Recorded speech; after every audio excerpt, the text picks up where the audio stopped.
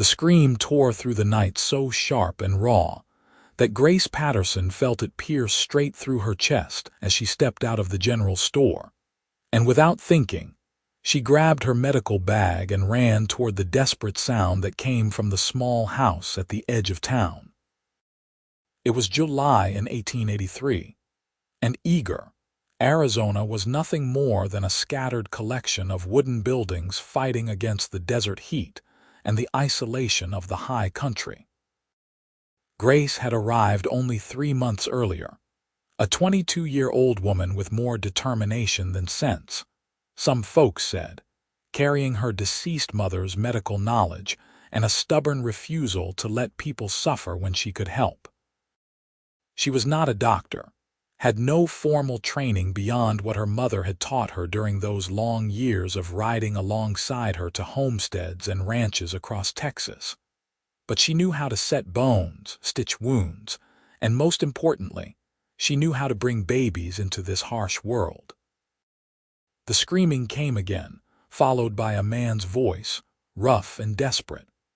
Grace pushed through the door without knocking and found herself in a scene of pure chaos. A young woman lay on a bed in the corner, her face twisted in agony, her nightgown soaked with sweat. Standing helplessly beside her was a tall cowboy, his hat crushed in his hands, his face pale beneath his sun-darkened skin. "Please," he said when he saw Grace, and the single word carried so much desperation that Grace felt it like a physical thing. "The baby is coming, and I sent for Doc Harrison, but he would not come. He said he was too drunk and told me to manage it myself, but I do not know what to do, and she has been laboring for hours and something is wrong. I know something is wrong." Grace dropped her bag on the table and moved to the bedside, her hands already reaching to feel the woman's stomach. "How far apart are the contractions?" "Maybe 2 minutes," the cowboy said. "They have been like that for an hour now. Nothing is happening."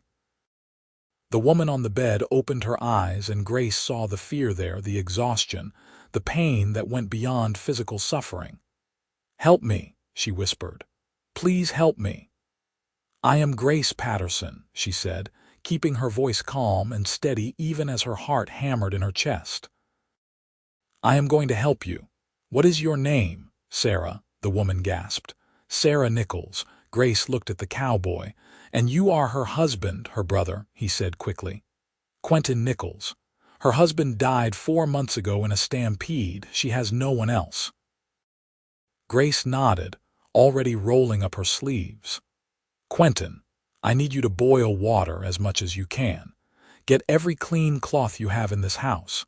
And I need you to stay calm because Sarah needs you to be strong right now." She examined Sarah as quickly and gently as she could, and her heart sank when she realized what the problem was. The baby was breech, feet first, which explained why labor had stalled. She had seen her mother handle this twice before, had assisted both times, but she had never done it alone. If she did nothing, both Sarah and the baby would die. Doc Harrison, drunk in his office, had condemned them both with his refusal to come. "Sarah," Grace said, taking the woman's hand, "your baby is turned the wrong way. I am going to have to help turn the baby so it can be born properly. It is going to hurt, and you are going to have to trust me and do exactly what I say. Can you do that?" Sarah's eyes were wide with terror, but she nodded. Quentin stood frozen by the table, his face drained of all color. "Quentin," Grace said sharply, needing to snap him out of his shock. "The water. Now." He moved then, stumbling toward the stove, and Grace turned her full attention to Sarah. What followed was the longest hour of Grace's life. She had to reach inside and try to manipulate the baby's position, working blind, guided only by what her hands could feel and what her mother's voice whispered in her memory. Sarah screamed until her voice was raw, and Grace felt tears running down her own face even as she kept her hands steady and sure. Quentin brought the water, brought the cloths, and stood by his sister's head, holding her hand, whispering words of encouragement that broke and reformed with every breath. "I have the baby turned," Grace finally said, her voice shaking with relief and exhaustion. "Sarah, when the next contraction comes, you need to push with everything you have. Do you understand? Everything you have." Sarah was beyond words, but she nodded, and when the contraction came, she bore down with a strength that seemed impossible for someone so exhausted.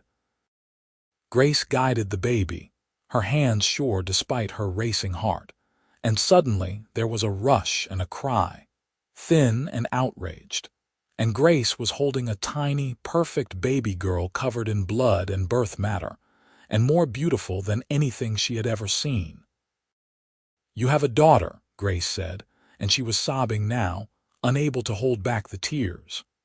She cleaned the baby quickly, cut and tied the cord the way her mother had taught her, and placed the squalling infant in Sarah's arms. But even as Sarah smiled down at her daughter, Grace saw the blood, too much blood, spreading across the sheets. Her stomach dropped. She had seen this before too, the hemorrhaging that sometimes came after birth, and she knew with sick certainty what was coming. "Quentin," she said quietly, urgently, "take the baby." He looked at her, confused, but did as she asked, taking the tiny bundle in his large, rough hands with surprising gentleness. Grace turned back to Sarah, pressing cloths against the bleeding, trying everything her mother had taught her, but the blood kept coming and Sarah's face was growing paler, her breathing shallow. "Grace," Sarah whispered, and Grace leaned close. Thank you for saving her." "You are going to be fine," Grace said, but they both knew it was a lie. "Her name," Sarah said, her voice so faint Grace had to strain to hear. "I want her named Grace after you. You gave her life." "Sarah, no, you need to save your strength. Promise me," Sarah said, and her hand gripped Grace's with surprising strength. "Promise me you will make sure she knows her mama loved her. Promise me." "I promise," Grace said, the words torn from her throat. Sarah smiled then, a peaceful smile, and looked at her brother. "Take care of her, Quentin. Love her enough for both of us." "Sarah, no," Quentin said, his voice breaking completely. "Sarah, please stay with us. Stay with your daughter. Stay." But Sarah's eyes were already closing, her hand going slack in Grace's grip. And despite everything Grace tried, despite all her knowledge and desperate prayers, Sarah Nichols slipped away as the dawn light began to creep through the window, leaving behind a newborn daughter and a brother destroyed by grief. Grace sat back, her hands covered in blood, her body shaking with exhaustion and failure. She had saved the baby but lost the mother, and the weight of that pressed down on her until she could barely breathe. Quentin stood holding his niece, staring at his sister's still face, and the sound that came from him was something Grace would hear in her nightmares for years to come. The next hours passed in a blur. Grace cleaned Sarah's body, dressed her in a clean nightgown, made her look peaceful. She showed Quentin how to feed the baby with a cloth dipped in sugar water, until they could find a wet nurse. She moved through it all mechanically, doing what needed to be done. But inside she was screaming at Doc Harrison for his cowardice, at herself for not being skilled enough, at the cruelty of a world that would take a mother from her newborn child. When the sun was fully up, Quentin finally spoke. "You saved her," he said, looking down at the baby sleeping in his arms. "You saved Grace. If you had not come, they both would have died. You gave me a chance to know my niece. You gave Sarah a chance to see her daughter alive. That is more than Doc Harrison would have done." "It was not enough," Grace said, her voice hollow. "It was everything," Quentin said, and the conviction in his voice made her look at him. His face was ravaged with grief, his eyes red, but he was looking at her with something like awe. "You came when no one else would. You fought for them both. You are the bravest person I have ever met." Grace did not feel brave. She felt like a failure. But she nodded, too exhausted to argue, and helped Quentin figure out the immediate needs of caring for an infant. She found a woman in town, Mrs. Chen, who had recently given birth herself and agreed to nurse baby Grace along with her own son. She helped Quentin arrange Sarah's funeral, which was held 2 days later on a hillside overlooking the valley, attended by half the town, despite Sarah having lived in Eagar for only 6 months. Grace stood apart from the others, watching as they lowered Sarah into the ground, and felt the weight of responsibility settle onto her shoulders. She had made a promise to a dying woman, and she would keep it. She would make sure little Grace knew she was loved. What she did not expect was that Quentin would become a constant presence in her life. He came to her house every morning before dawn, the baby in his arms, desperate for advice on everything from how to tell if she was sick to how to soothe her crying. Grace found herself spending hours at the small Nichols house, teaching Quentin how to care for his niece. And as the days turned to weeks, she realized that she was watching a transformation. Quentin had been a cowboy, working the ranches that dotted the high country around Eagar, sleeping under the stars more often than under a roof. But now he was a father in everything but name, and he approached the task with the same fierce determination he must have brought to breaking horses and driving cattle. He learned to change diapers without gagging, to rock Grace to sleep at 2 in the morning, to recognize the difference between hungry cries and tired cries. He gave up his wandering life and took a job at the livery stable in town so he could be close to his niece. And somewhere in those long, exhausting days, as they worked together to keep a tiny life thriving, Grace found herself falling in love with him. It was not something she intended. It was not even something she noticed at first.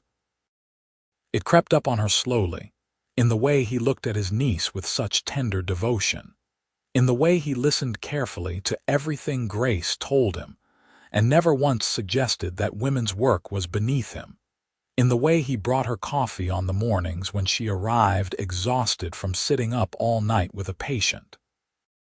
It was in the sound of his laugh when baby Grace grabbed his finger and refused to let go, in the way he asked Grace about her day and actually cared about the answer, in the quiet strength he showed as he grieved his sister while simultaneously becoming the father his niece needed. But Grace pushed those feelings down, buried them deep, because Quentin was grieving and overwhelmed, and the last thing he needed was her confusing everything with romantic feelings. Besides, she told herself, he surely saw her only as a friend, a helper, someone useful but nothing more. She was wrong about that, but she would not know it for months. Baby Grace thrived. She was a healthy, happy infant who smiled early and often, who seemed to sense that she was deeply loved despite her mother's absence. Quentin kept his sister's photograph on the mantel, and as Grace grew, he told her stories about Sarah, keeping her memory alive the way he had promised. As for the town, something shifted after that night. Word spread about how Grace had come running when no one else would, how she had saved the baby when Doc Harrison refused to leave his office, how she had fought for Sarah until the very end. People started coming to her door instead of the doctor's. At first it was small things, a child with a fever, an old man with a cough. But then it was bigger things, a ranch hand with a badly broken arm, a woman with a difficult tooth that needed pulling, a boy who had been kicked by a horse and needed stitches. Doc Harrison did not like it. He showed up at Grace's door one evening in September, 3 months after Sarah's death, reeking of whiskey and anger. "You are stealing my patients," he said, swaying on her doorstep. "I am helping people who need help," Grace said, standing her ground despite the fear that made her hands shake. "The same people you turn away when you are too drunk to see straight. You are not a real doctor," he said, jabbing a finger at her. "You are just a woman playing at medicine, Someone is going to die because of you, and then everyone will see what a fraud you are." "Someone already died because of you," Grace said, her voice cold. "Sarah Nichols died because you refused to come when she needed you. You can blame me for many things, but do not dare suggest I am the dangerous one when you are the one who chooses a bottle over his patients." Doc Harrison's face went purple with rage, but before he could respond, Quentin appeared behind her. He must have been coming to visit, and Grace had never been more grateful for his timing. "I think you should leave," Quentin said, and his voice was quiet but carried a weight that made Doc Harrison step back. "Miss Patterson saved my niece's life. She tried to save my sister. She is worth 10 of you on your best day, and you have not had a best day in years. If I hear you have been bothering her again, we are going to have a very different conversation."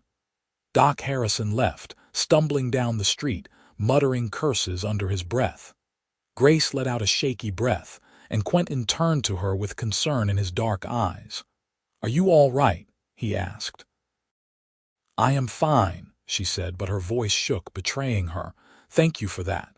"You do not need to thank me," Quentin said.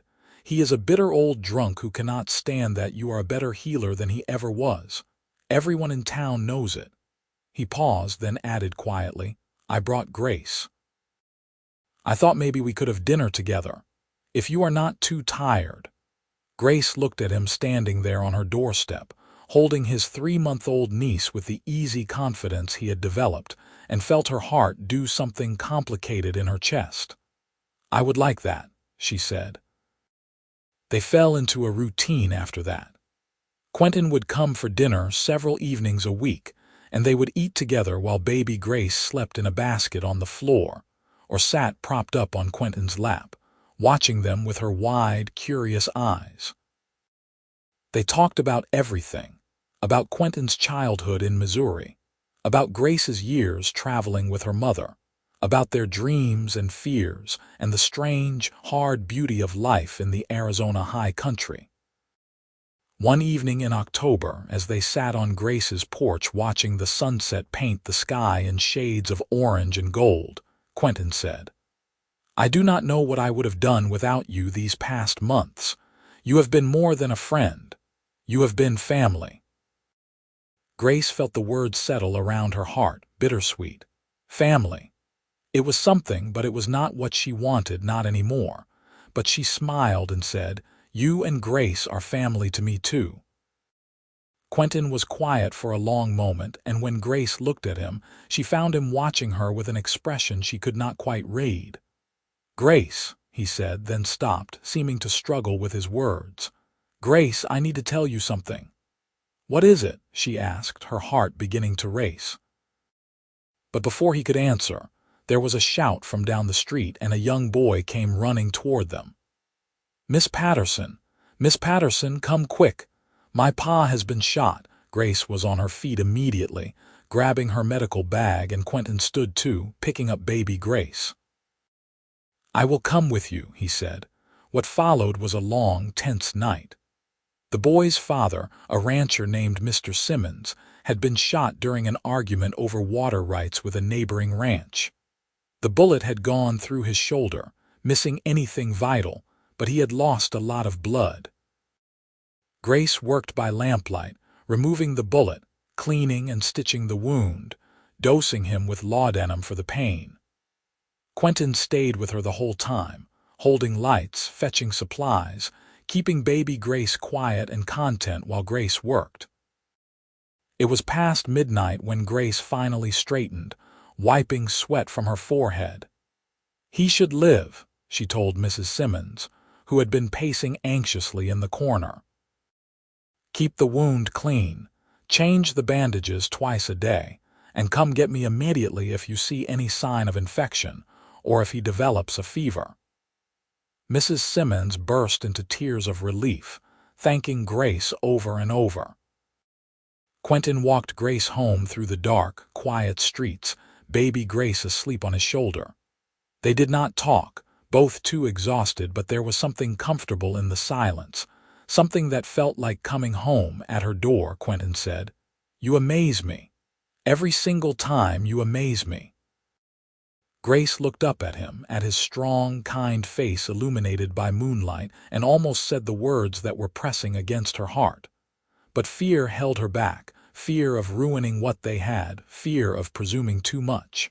"Get some sleep," she said instead. "I will see you tomorrow."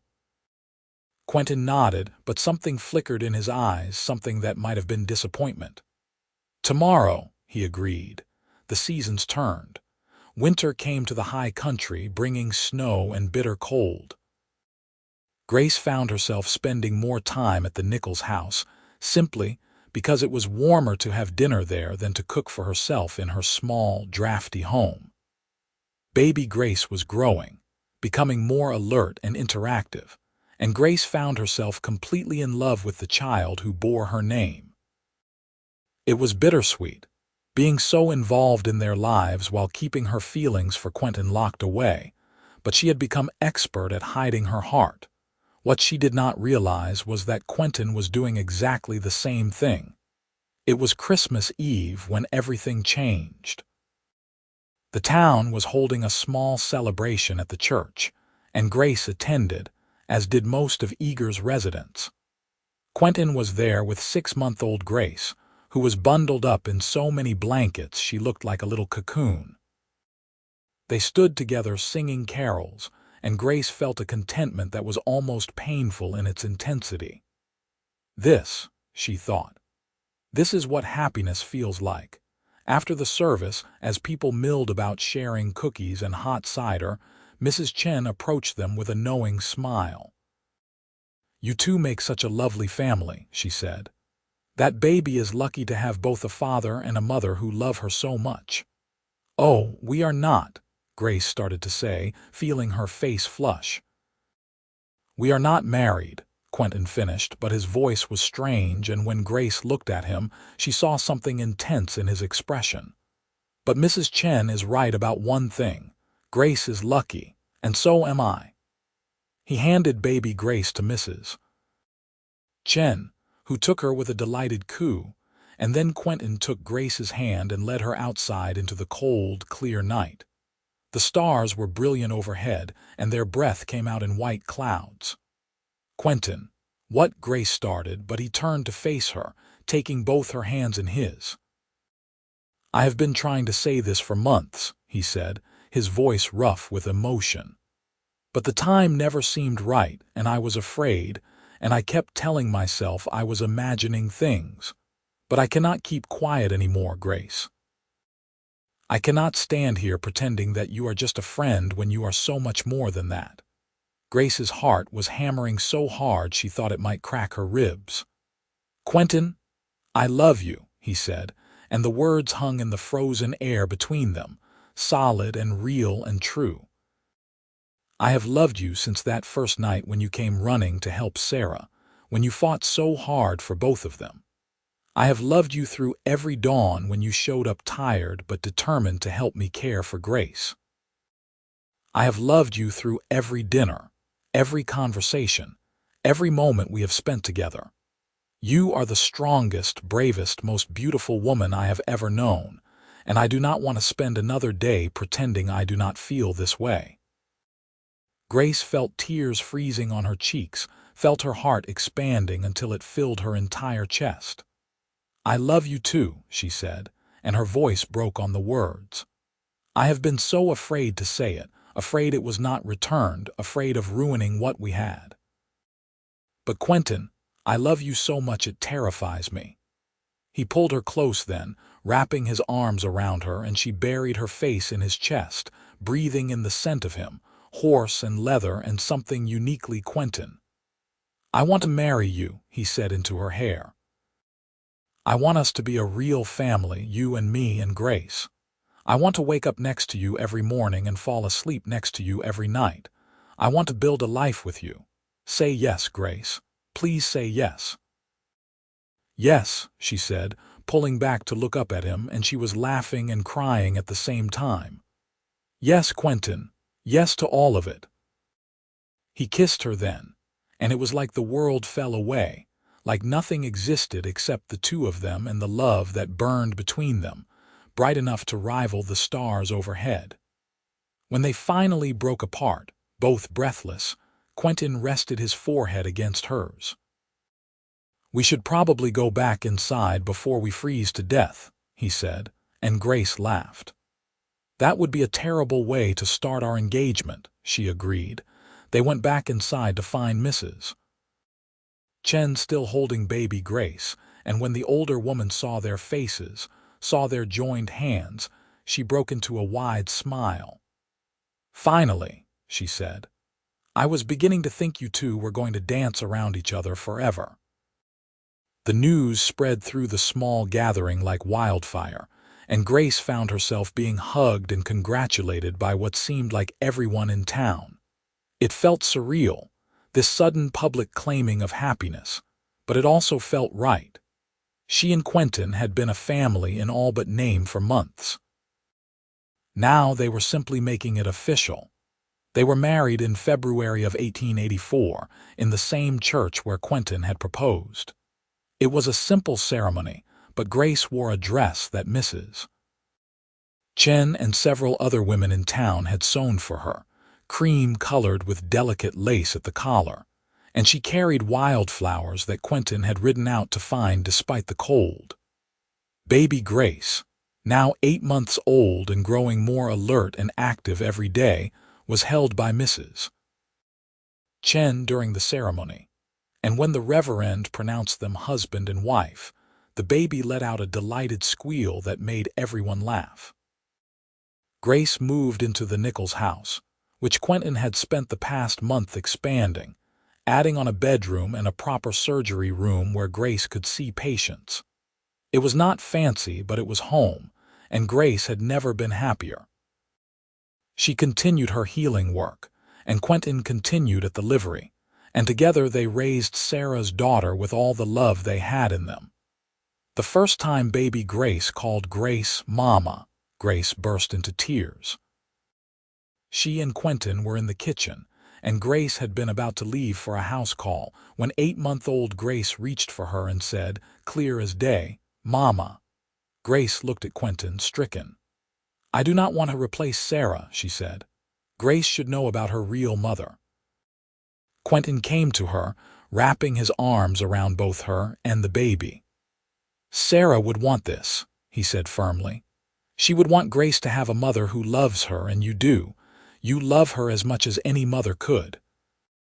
And we will make sure Grace knows about Sarah, about how brave she was, about how much she loved her daughter in the short time they had together.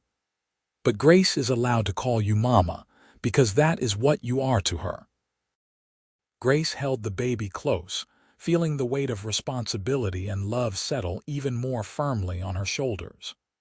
"Mama," she whispered, and baby Grace giggled, patting her face with chubby hands. Life settled into a rhythm that was busy and sometimes chaotic but deeply satisfying. Grace's reputation as a healer continued to grow, and people came from ranches and homesteads miles away to seek her help. Doc Harrison eventually left town, unable to compete with the woman who actually cared about her patients, and the town council officially asked Grace to be Eagar's doctor, even though she had no formal degree. She accepted, proud and humbled in equal measure. Quentin proved to be not just a wonderful father but a wonderful husband. He supported Grace's work without question, took on more than his share of household tasks, and never once suggested that her place was only in the home. He braided their daughter's hair in the mornings, sang her to sleep at night, and showed her how to be gentle with animals and plants and all living things. On the first anniversary of Sarah's death, they took baby Grace, now a year old and walking unsteadily on chubby legs, to Sarah's grave on the hillside. Grace had brought wildflowers, and Quentin had carved a new, more permanent headstone. "Sarah," Grace said softly, kneeling by the grave, "I hope you can see how beautiful your daughter is growing to be. She has your smile, did you know that? and she is brave and strong and curious about everything. Quentin and I are doing our best to raise her the way you would want. And I want you to know that I think of you often, and I will make sure Grace knows what an incredible woman her mother was." Quentin knelt beside her, his hand finding hers. "I miss you, sister," he said, his voice thick. "Every day I miss you. But I am grateful too, grateful for the gift you left us, grateful that Grace brought us together." He paused, then added, "We are going to have another baby, in the fall. I wish you could meet him or her. I wish you could see the family we have become." Grace leaned her head on his shoulder, one hand on her still flat stomach where a new life was growing. They had not planned it, but when Grace realized she was pregnant the month before, they had both been overjoyed. Baby Grace toddled over and plopped down on Grace's lap, and they sat there together as a family, honoring the woman who had brought them together. Their son was born in October of 1884, and they named him Samuel, after Quentin's father. The birth was easy compared to the trauma of Grace's arrival, and having been through it once as the midwife and now once as the mother, Grace had a new appreciation for what Sarah had endured. Samuel was a big, healthy baby with a powerful set of lungs and his father's dark eyes. Grace, who was now nearly 2 years old, was fascinated by her baby brother. She would sit by his cradle for hours, patting his head gently and singing nonsense songs to him. Watching her, Grace and Quentin would exchange glances full of love and wonder at the family they had built. Life was not always easy. There were hard winters and dry summers, patience Grace could not save despite her best efforts, and the constant challenges of raising children in a harsh land. But there was also joy, so much joy it sometimes felt like Grace's heart could not contain it all. There were evenings on the porch watching the sunset, Sunday dinners with friends from town, holidays celebrated with laughter and tradition. When Grace was 4 and Samuel was 2, Grace became pregnant again. This pregnancy was harder than the first, and she was sick for months. But in the spring of 1887, she gave birth to twin girls. They named them Emma and Lily, and suddenly the house was full to bursting with children and noise and life. Young Grace, now old enough to understand more, asked questions about her birth mother. Grace and Quentin sat her down and told her the story, leaving out the frightening parts but making sure she understood that Sarah had loved her and had fought to bring her into the world. "So my first mama died when I was born?" young Grace asked, her face solemn. "Yes," Quentin said gently, "but she got to hold you, she got to see how perfect you were, and she chose your name because Grace, your mama Grace, saved your life. She wanted you to be named after the woman who made sure you got to live." Young Grace was quiet for a moment, processing this. Then she crawled into Grace's lap and wrapped her arms around her neck. "I am glad I have you for my mama," she said. "I am sad my first mama died, but I am glad you are here." Grace held her daughter close, tears streaming down her face, and knew that Sarah would be proud of the child she had become. The years continued to pass. Grace's medical practice thrived. She trained 2 other women in town, passing on her mother's knowledge, ensuring that Eagar would always have healers who cared. Quentin eventually bought the livery stable and expanded it, hiring help so he could spend more time with his growing family. The children grew. Grace became a confident, caring girl who announced at age 10 that she wanted to be a healer like her mama. Samuel was quiet and thoughtful, drawn to books and learning.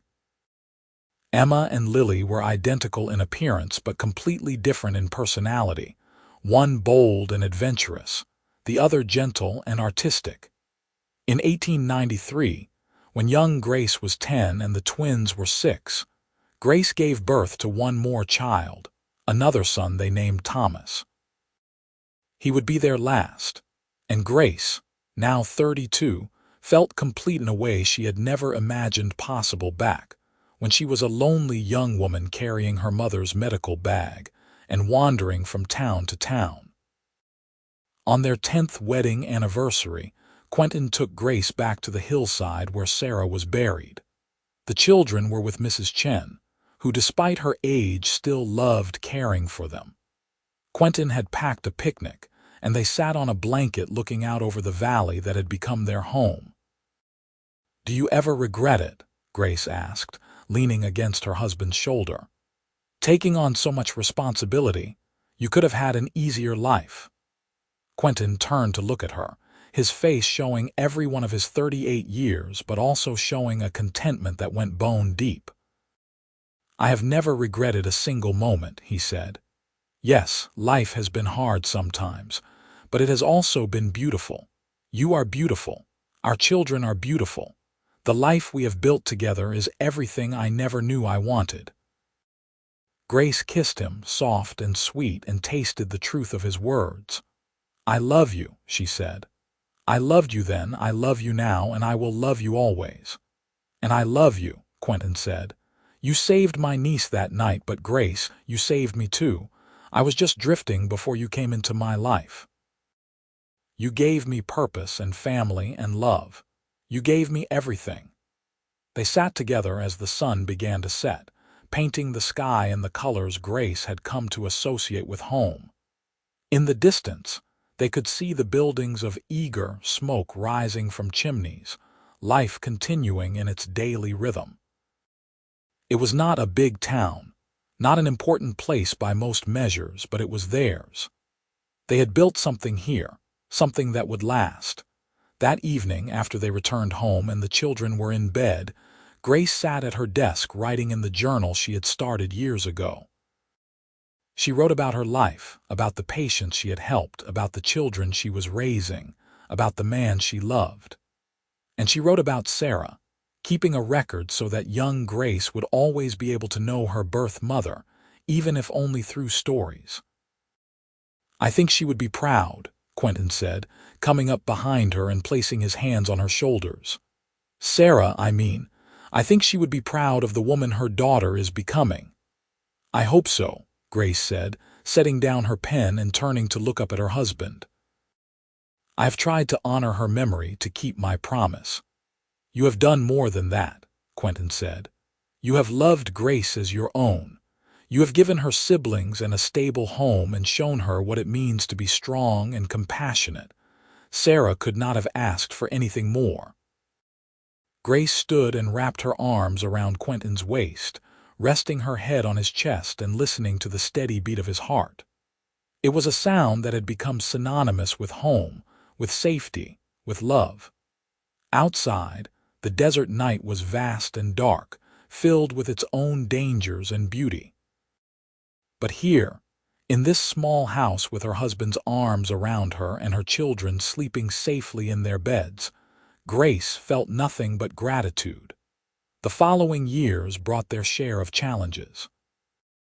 Samuel nearly died from pneumonia at age 12, and Grace spent 3 days and nights at his bedside, using every technique she knew to break the fever and clear his lungs. When he finally opened his eyes and smiled weakly at her, she collapsed from exhaustion and relief. Young Grace, true to her childhood declaration, began formally apprenticing with her mother at age 14, showing a natural talent for healing that made Grace's heart sing. The twins, Emma and Lily, remained close despite their different interests. Emma wanted to travel, to see the world beyond Arizona, while Lily wanted to stay in Eagar forever, painting the landscapes she loved. Thomas, the baby, grew into a wild, joyful child who kept everyone on their toes and made them laugh with his antics. In 1899, when young Grace turned 16, they received an unexpected visitor. A woman arrived in town asking for Grace Patterson, and when Grace met her, she introduced herself as Sarah's cousin from Missouri, someone who had only recently heard about Sarah's death and wanted to meet the niece she had never known. Grace welcomed her into their home, and the woman, whose name was Margaret, spent a week in Eagar getting to know young Grace and hearing stories about Sarah. She had brought photographs, including one of Sarah as a young girl that made young Grace gasp because the resemblance was so strong. "She would be so proud of you," Margaret told young Grace. "Your mother was one of the kindest, bravest women I ever knew. She moved out here with your father to start a new life, and even after he died, she never complained, never gave up. She wanted you so much, fought so hard for you.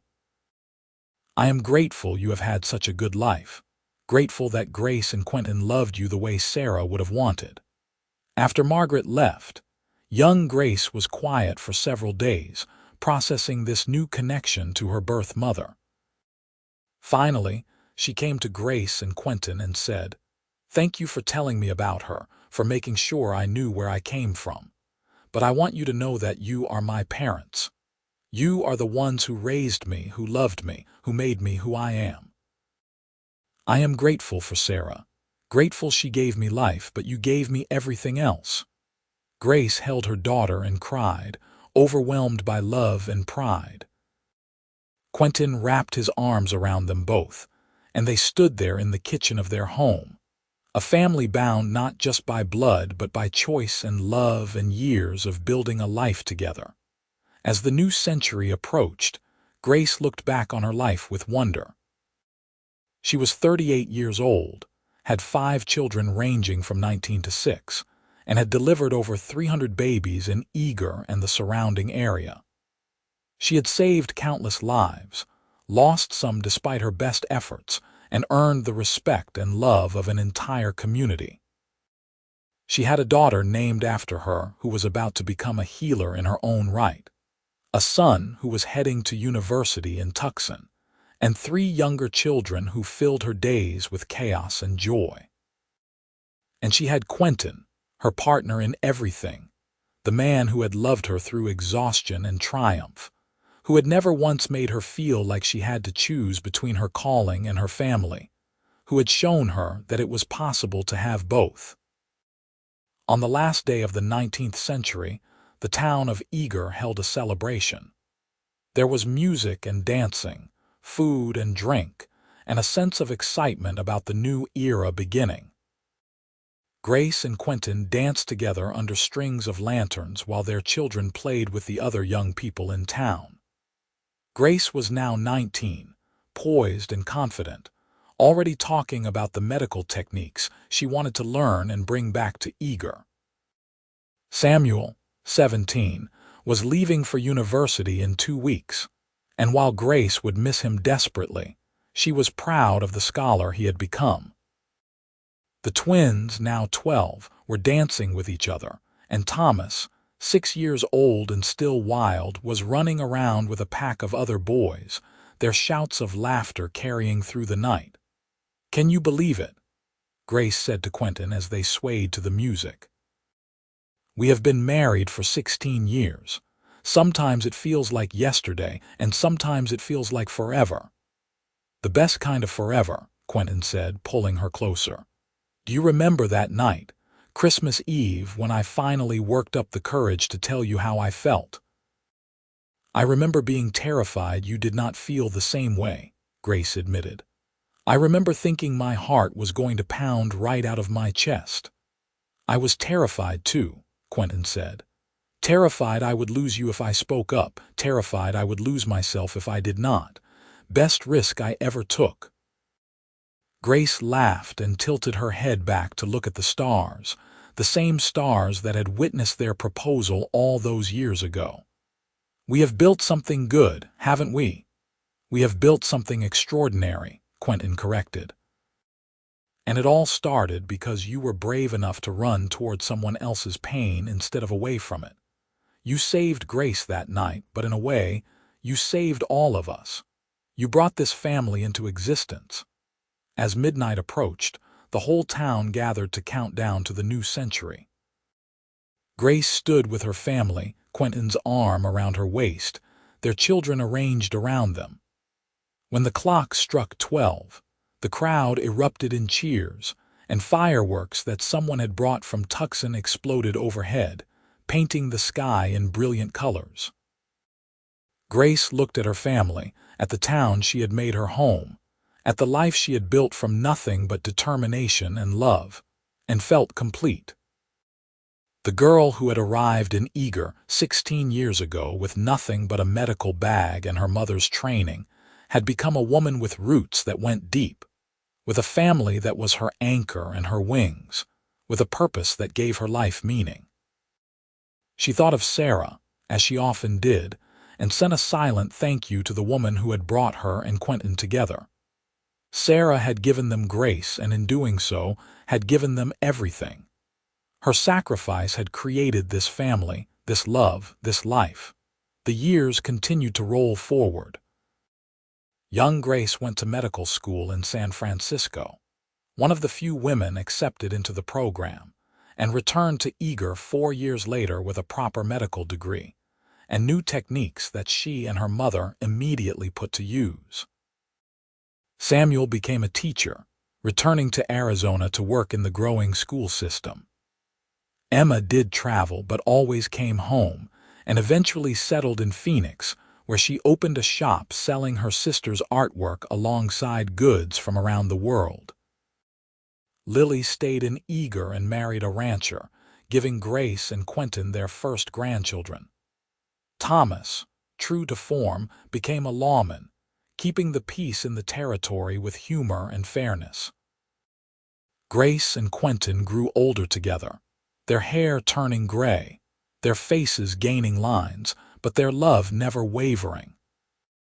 They sat on their porch on warm evenings, watching grandchildren play in the yard, and marveled at the family that had grown from that one desperate night when Grace had run toward a scream in the dark. In 1915, on the 32nd anniversary of the night young Grace was born, they made their annual pilgrimage to Sarah's grave. They were 54 and 61 now, moving a little slower but still strong. Young Grace, now 32 and with 3 children of her own, came with them, bringing flowers, and her eldest daughter, who at age 8 bore a striking resemblance to the grandmother she had never met. "I wish I could thank her," young Grace said, standing by her birth mother's grave. "I wish I could tell her that her sacrifice mattered, that I have lived a good life, that I have tried to honor her memory by helping others the way Mama helped me." "She knows," Grace said softly, taking her daughter's hand. "Wherever she is, she knows." They stood together in silence, 3 generations of women connected by love and loss and the choices made on one desperate July night. The wind whispered through the grass on the hillside, and somewhere in the distance, a hawk cried out, and Grace felt at peace. Quentin took Grace's hand as they walked back down the hillside, and she smiled at him, this man who had been her partner through everything. They had built a legacy together, not of wealth or power, but of love and family and service. Their children and grandchildren carried that legacy forward, spreading out across the territory and beyond, but always coming home to Eagar, always remembering where they came from. On their 40th wedding anniversary in 1924, the town of Eagar threw them a celebration. Grace was 63 now, still seeing patients, though young Grace had taken over most of the practice.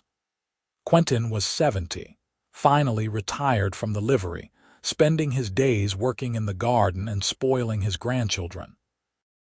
They had 9 grandchildren now, with more on the way, and the house that Quentin had expanded so many times was always full of family. At the party, people stood up to share stories about how Grace had helped them over the years. A middle-aged man talked about how she had saved his life when he had appendicitis. A woman spoke through tears about how Grace had sat with her during her darkest moments after losing a child, how that compassion had helped her survive her grief. A young couple talked about how Grace had delivered all 5 of their children, had been there for every important moment of their growing family. And young Grace, now a respected doctor in her own right, stood up and said, "My mother saved my life before I took my first breath. She fought for me when I had no voice to fight for myself. And then she spent the rest of her life teaching me what it means to be strong and compassionate, to use whatever gifts you have to make the world better. She gave me my name, she gave me my calling, and she gave me an example to live up to. Everything I am, I owe to her." Grace was crying by the end, and when she stood to speak, her voice was shaky but clear. "I came to Eagar 41 years ago as a lonely young woman looking for a place to belong. I found that place, but more than that, I found purpose and family and love. The night young Grace was born changed everything for me. It brought Quentin and me together, it gave us our daughter, and it set us on a path that led to all of this." She gestured to the room full of family and friends. "I have been blessed beyond measure. Thank you all for being part of this journey with us." Quentin stood beside her, his arm around her waist, and added, "Grace has always underestimated her own role in all of this. She talks about being blessed, but she has been the blessing. To me, to our children, to this entire town. 40 years ago, she ran toward danger to help a woman she had never met. That is who she is, who she has always been. And I have been honored to stand beside her through all of it." The party went late into the night, filled with music and laughter and dancing. Grace watched her children and grandchildren, her friends and neighbors, and felt the weight of a life well lived settle comfortably on her shoulders. This, she thought, was what Sarah had given her when she made her promise in those final moments. Not just a child to care for, but a reason to stay, to build a life, to open her heart. As the evening wound down and guests began to leave, Grace and Quentin stood on their porch, as they had so many times over the years, and looked out at the town that had become their home. The desert night was vast and star-filled, the air cool and clean. "If you could go back," Quentin asked, "to that night when you were standing outside the general store and heard Sarah scream, would you do anything differently?" Grace thought about it, about all the joy and pain that had flowed from that single decision to run towards someone else's crisis. "No," she said finally, "I would not change a single thing. It all led here, to this moment, to this life, and I would not trade this life for anything." Quentin kissed the top of her head, and they stood together in comfortable silence. Two people who had loved each other through decades of ordinary days and extraordinary moments, who had built something that would outlast them both. Grace lived to be 87 years old, still sharp and engaged until the very end. She died peacefully in her sleep in 1948, with Quentin holding her hand, and her children and grandchildren gathered around her bed. Young Grace, now 65 and herself a grandmother, held her mother's other hand and whispered, "Thank you. Thank you for everything." Quentin followed his wife only 3 months later, his heart unable to bear the separation. They were buried together on the hillside overlooking Eagar, not far from Sarah's grave. At the funeral, Grace's great-grandson, the 5th generation of the family, was held up to see the valley spread out below, and someone told him the story of how his great-great-grandmother had run toward a scream in the night and in doing so, had created their entire family. The house in Eagar stayed in the family, passed down through the generations. The porch where Grace and Quentin had spent so many evenings was restored and preserved, and family members still gathered there, still told stories about the brave young healer and the cowboy who had loved her. And on a hillside overlooking the valley, 3 graves stood together. Sarah Nichols, who had given her life bringing her daughter into the world. Grace Patterson Nichols, who had saved that daughter and built a legacy of healing and love. And Quentin Nichols, who had shown that strength could be gentle, that a man could be both tough and tender, that love was the greatest adventure of all. The desert wind blew over the graves, carrying with it the sounds of the town below, the laughter of children who would never know them but who carried their legacy in their blood and in the stories that were passed down. The sun set in a blaze of orange and gold, painting the sky in the colors of hope and home, and somewhere in the vastness of the Arizona high country, three souls were together again, at peace. The story that had begun with a scream and a stranger's courage had become a legend, a reminder that sometimes the bravest thing you can do is run towards someone else's pain, that love can grow from the darkest moments, and that a life lived in service to others is a life that echoes through generations. In Eagar, Arizona, they still tell the story. They tell it to medical students studying Grace's techniques. They tell it to young people learning about the history of their town. They tell it at family gatherings, embellishing and elaborating, but always keeping the heart of it true. The story of how a young healer saved a baby when no doctor would come, how a cowboy named his niece after that healer, and how that single act of courage and compassion created a love story that lasted a lifetime and beyond. And in the telling, the story lives on, reminding each new generation that heroism is not always loud and dramatic, that sometimes it is as simple as running towards someone who needs help, that love can bloom in the most unexpected places, and that the choices we make in our darkest moments can create light that lasts for generations. The sun rose over Eagar each morning, painting the desert in shades of gold and rose, and the town continued its daily rhythms. But those who knew the story, who carried the legacy in their hearts, understood that they were part of something larger than themselves. They were part of a story that began with a scream and a stranger's courage, that grew into love and family and purpose, and that would continue as long as there were people willing to run toward those who needed help, to build families out of choice and circumstance, and to love with the kind of fierce, enduring devotion that changes everything. The legacy of Grace and Quentin lived on not just in their descendants, but in the way Eagar approached medicine and family and community. Young Grace's medical practice continued through her daughter and granddaughter, carrying forward the tradition of healers who cared more about helping than about payment. The values that Grace and Quentin had modeled, of service and compassion and love that transcended blood, became woven into the fabric of the town. And on summer evenings, when the heat of the day finally broke and families sat on their porches watching the stars come out, sometimes someone would point to the hillside and tell the story again. The story of a night in July 1883 when a young woman heard a scream and ran toward it, and in doing so, changed the course of countless lives. The story of how courage and compassion created a family, how loss could transform into love, and how a promise made to a dying woman became a legacy that would outlast them all. It was a story about the Old West, about hard times and harder choices, about survival and sacrifice. But more than that, it was a love story, a reminder that in the midst of all the harshness and danger of frontier life, there was also tremendous beauty, profound connection, and love that could overcome anything.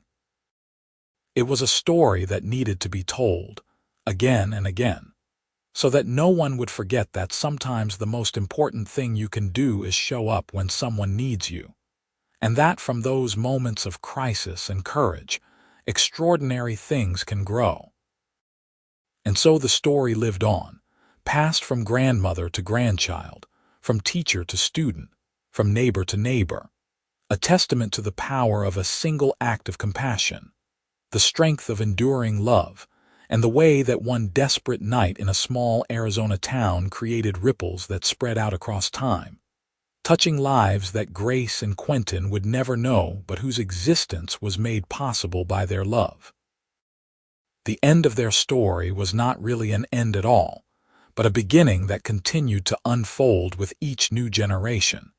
Each new person who heard the tale and was inspired to be a little braver, a little more compassionate, a little more willing to run towards someone else's pain.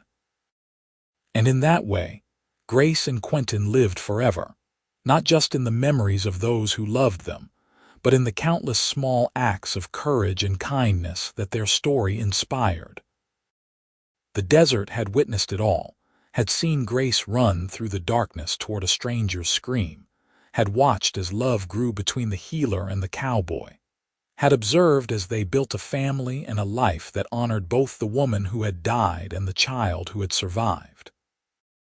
And the desert remembered, held those memories in its vast spaces and endless skies, so that anyone who took the time to listen could hear the echoes of that old story, could feel the love that had transformed everything, and could understand that some things, the truly important things, never really end but go on, carried forward by those who remember, and those who dare to love as deeply and as bravely as Grace and Quentin had loved.